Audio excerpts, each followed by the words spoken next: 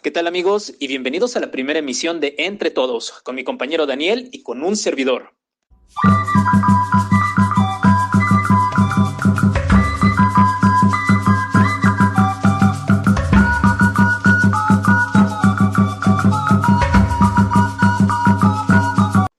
El día de hoy vamos a hablar sobre la cultura otomí en el Estado de México y cómo es que han luchado por el derecho de ser reconocidos por parte del Estado mexicano. Daniel nos dará un panorama general sobre la cultura. Hola a todas y todos, ¿qué tal? Y sí, bueno, como tú mencionas, Cris, muchísimas gracias, por cierto. La cultura otomí o todas aquellas personas que forman parte del grupúsculo, también hay que recordar que ellos se autonombran como ñañú, eh, ya que, pues bueno, esto significa los que hablan otomí. Eh, y hay que recordar también que es uno de los grupos más grandes del Estado de México que, de acuerdo a los estudios legislativos realizados por el Estado de México en su investigación más reciente, que es el año 2018, la población otomí asciende a más de 97.800 personas en dicha jurisdicción, la cual nos deja claro que, bueno, pues es el segundo grupo étnico más grande después de los mazahuas. Por supuesto, Daniel, es muy importante lo que nos comentas y de acuerdo a los datos que nos diste, es cierto, el pueblo otomí es el segundo grupo indígena con mayor presencia en el Estado de México. Tal cual lo acabas de mencionar, existen más de 97,000 personas. Entonces, esto es algo muy increíble, dado que al Estado mexicano le hace falta un reconocimiento por ahí para todos los pueblos indígenas. De hecho, esto me recuerda que en la zona de Temoaya está el centro ceremonial otomí, el cual desde su inauguración en 1980 ha sido utilizado para ceremonias ancestrales y sagradas del mismo pueblo. Además, cabe mencionar que cuenta con una superficie aproximada de 45 hectáreas, más las zonas de recreación y campamento. Por supuesto, este lugar ha sido ocupado por muchos deportistas mexicanos, pero lo que más me llama la atención es que las personas lo recuerden por deportistas mexicanos precisamente y no por el grupo indígena que se encuentra sentado cerca del lugar, es decir, la cultura otomí. Sí, claro, Cris. Justo te iba a comentar que el pueblo otomí tiene una presencia en los municipios principalmente de Jilotepec, Lerma, Metepec, Chapa de Mota y por supuesto Temoaya, como bien lo comentaste. Además, pues hay que recordar que sus principales actividades se desempeñan en lo que son la agricultura, la ganadería, el comercio, específicamente lo que es el textil, así como el textil especializado. Y claro, me parece que la elaboración de artesanías, como ya lo has comentado, ha sido una de las principales actividades del pueblo otomí. De hecho, la mayoría de las artesanías, o bueno, las que yo he podido ver, son diferentes de comunidad en comunidad. Claro está que a simple vista no se ve, pero si le pones un poco de atención, se encuentran o cada una tiene características diferentes o propias de cada región, lo cual también indica hasta cierto punto una forma de plasmar la cosmovisión, las creencias, las costumbres y la cultura. ¿Por qué? Porque muchas veces todas estas artesanías tienen simbolismos y estos simbolismos se encuentran plasmados dentro de los tejidos. Diría Humberto Eco en su libro de Signo, son significantes que las personas le dan dependiendo del contexto en el cual se encuentren. Claramente este tipo de artesanías a lo mejor para muchas personas no van a significar algo interesante, algo peculiar. Sin embargo, para el pueblo otomí muchas veces puede representar la vida diaria, la cosmovisión, la cultura y por supuesto algunas costumbres y tradiciones, que es lo que han estado buscando poder hacer permanente y que el Estado voltee a ver ese tipo de costumbres, ese tipo de tradiciones y que por supuesto el mismo Estado les dé un apoyo. Apoyo no económico, más bien un apoyo que pueda repercutir en el ámbito de que se dé a conocer más allá la cultura y que se dé a conocer todo esto más allá de la zona. Justo te iba a comentar el tema de cómo el Estado se ha involucrado en este tema respecto a los derechos de las personas indígenas o de los grupos indígenas, porque no fue sino hasta los años 90 cuando la Constitución Política de los Estados Unidos Mexicanos pues bueno, comenzó a reformarse para retomar el tema de las costumbres, la cultura, los usos, los recursos, para su protección, por supuesto, de estos últimos. Y además, proteger este tipo de atributos que los pueblos originarios deberían de tener, ¿no? O sea, el respeto al reconocimiento de los derechos humanos, así como a sus actividades, costumbres y todo lo que englobe para su reconocimiento de de dicho grupo otomí, pues bueno, es de gran relevancia porque marca un parteaguas en, en la normativa mexicana, al mismo tiempo que, pues bueno, hay que recordar que el derecho mexicano, derecho interno, si lo queremos ver desde esta perspectiva, pues bueno, ha estado permeado de convenios internacionales, o dicho en otras palabras, como lo conocemos en el ámbito jurídico, el ámbito convencional del derecho internacional ha permeado en el derecho interno mexicano. Entonces, con esto demostramos que, bueno, el derecho interno mexicano está sujeto, si lo vemos el derecho como un sistema, está sujeto a la convencionalidad, a efecto que, bueno, de reconocer los derechos humanos de dicho grupo. Pero bueno, también hay que recordar que estamos en un mundo globalizado en el que, pues bueno, existe una homologación de culturas, pero pese a esta homologación, pues bueno, también se lleva a cabo esta exclusión hacia los pueblos que manejan o que se reconocen como eh, autodeterminados, ¿no crees? Y tienes razón, Daniel. En un mundo globalizado, la mayoría de las veces los pueblos indígenas quedan rezagados. ¿Por qué? Porque no son compatibles con la idea del capital. Por supuesto, ¿es necesario reformar el Estado? Claro que lo es. Y todas estas reformas ya se han estado dando por medio de la modificación a las leyes.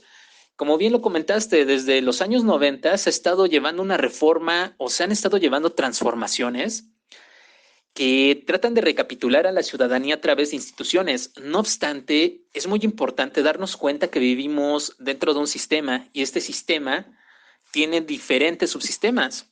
Podría decirse que el sistema principal es el sistema político, de ahí recaeríamos al subsistema económico, subsistema educativo, etcétera, etcétera. Pero, ¿por qué hay que trastocar todo esto desde las instituciones? Porque la mayoría de las comunidades étnicas han sido objeto de múltiples controversias, como la desigualdad económica, la exclusión, el clasismo. Entonces, es necesario que como ciudadanos también voltemos a ver cómo podemos incluir a todos estos grupos. ¿Por qué? Porque de una u otra forma la mayoría de nosotros tiene ascendencia indígena. Entonces, es muy importante darnos cuenta que en un mundo globalizado, quizás sí, sea muy difícil que se compaginen las ideas de un pueblo indígena con el capital, pero también es importante darnos cuenta que se puede lograr un cambio.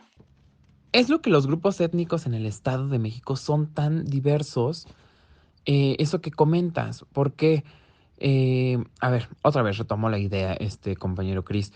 eh, si bien en ocasiones estos grupos han sido objeto de inclusión y exclusión, porque cuando incluimos, excluimos, y cuando excluimos, incluimos, o sea, es como esta ambivalencia y esta paradoja que podemos encontrar, pues, de este reconocimiento incluso que podemos llamar forzado, en la medida que, bueno, pues las mismas personas, los propios mexicanos y mexicanas, somos o hemos sido, y tal vez no nos hemos percatado de este nivel de violencia, como lo diría uno de mis filósofos favoritos, que es Michel Foucault, que es tanto el nivel de violencia que ha permeado en la sociedad, que difícilmente podemos identificar aquellos elementos interseccionales, es decir, sumativos de discriminación, en donde la construcción de las ideologías, la ideología como norma y la norma como una construcción del ejercicio del poder, pues bueno, sigue permeando, pese a que existe el reconocimiento de los derechos de las comunidades indígenas, específicamente a lo que nos alude, que es el reconocimiento del grupo otomí en el Estado de México. Pero lo relevante de esto es que tal aseveración que te estoy diciendo, o sea, es compatible ante las dinámicas del sistema capitalista en donde podemos demostrar que los derechos humanos, pues bueno, difícilmente podemos hablar de derechos humanos inherentes. O sea, me parece que esta cuestión del positivismo que, que nos, eh, que nos marcan desde la institucionalidad, desde esta ideología igual de poder, porque es una ideología de poder donde hay un reconocimiento de derechos humanos, pero hay que recordar que los derechos humanos fueron creados por el poder, el ejercicio del poder para proteger lo que era el capital, todo aquello que podía estar en riesgo, pero que al mismo tiempo, pues bueno, este tipo de reconocimientos en la dinámica del sistema mundo, pues bueno, ha propiciado que exista más vulnerabilidad de determinados grupos, en este caso como son los grupos indígenas, ya te lo dije, como desde este enfoque interseccional, donde no solamente eres indígena, sino eres pobre, eres, de una clase económica ya ni baja, o sea, de los más abajo de la clase baja, o sea, en el sentido de que no tenemos recursos para el reconocimiento de nuestros propios derechos humanos en la medida que estos derechos humanos o la justicia se lleva a cabo para aquellos que tienen algún tipo de poder adquisitivo.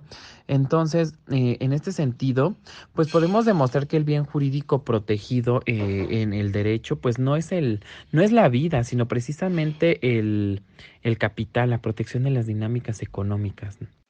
Y claro, nos hemos dado cuenta que las comunidades indígenas, en este caso el pueblo tomí, muchas veces es visto como objeto, ya sea para la foto, para la campaña política o bien para agregarlos a una agenda que dista muchos de sus objetivos. Pero, ¿por qué ocurre esto? Había un autor, me parece que es de Sonora, se llama Oscar Monroy. Él escribía o escribió varios libros, entre ellos uno que se llama El mexicano enano. En este título, él dice que el mexicano es indigenista. ¿Por qué? Porque se hace rico a costa de las culturas indígenas y de los pueblos indígenas. ¿Por qué? Porque alaba las culturas ancestrales y prehispánicas, pero deja de lado al pueblo indígena que existe y que prevalece actualmente, al cual, como ya lo mencioné anteriormente, solo lo ve como un objeto para la campaña política o bien para ganar seguidores, a una costa del sufrimiento de los mismos pueblos. Esto me parece realmente increíble porque, pues ya lo has comentado, creo que todo esto es un mal manejo por parte del Estado para con sus ciudadanos y, por supuesto, para que todos tengamos como el reconocimiento o veamos cómo está constituida nuestra nación.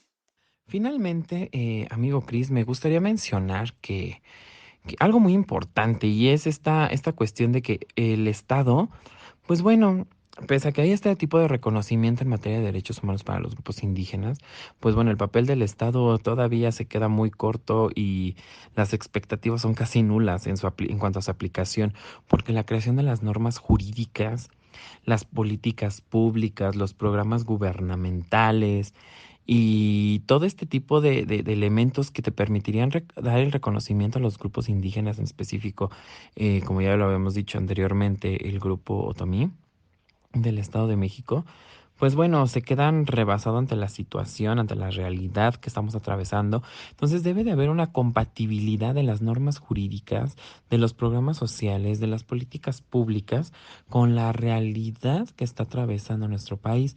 En ese sentido, bueno, también podemos decir que la norma jurídica, pues bueno, tiene un papel o es ambivalente en el espacio-tiempo. Pero bueno, eso sería un punto a resaltar en la medida que se espera que esta normativa sea el cimiento, la columna vertebral o la base para partir de un estado pluricultural en el que está compuesta nuestra nación. Y por supuesto, Daniel, como lo has comentado, le hace falta muchísimo al Estado, no solo desde los programas gubernamentales o las políticas públicas, más bien desde las personas que se dedican a hacer este tipo de programas y este tipo de políticas públicas. ¿Por qué? Porque básicamente las políticas públicas aquí en México son nuevas, comenzaron desde hace algunos años y muchas personas confunden un programa público, programa social con política pública, cosa que lejos de poder ayudar o coadyuvar con la sociedad, nos lleva a un estancamiento. ¿Por qué? Porque no se le da un seguimiento adecuado o una evaluación adecuada. Y algo importante dentro de una política pública es eso, el seguimiento y evaluación que se le puede dar para ver que realmente esté dando los resultados que se desean y si no, convertirla a programa. Y bueno amigos, esto fue todo y sintonícenos en el siguiente capítulo de Entre Todos. Hasta la próxima.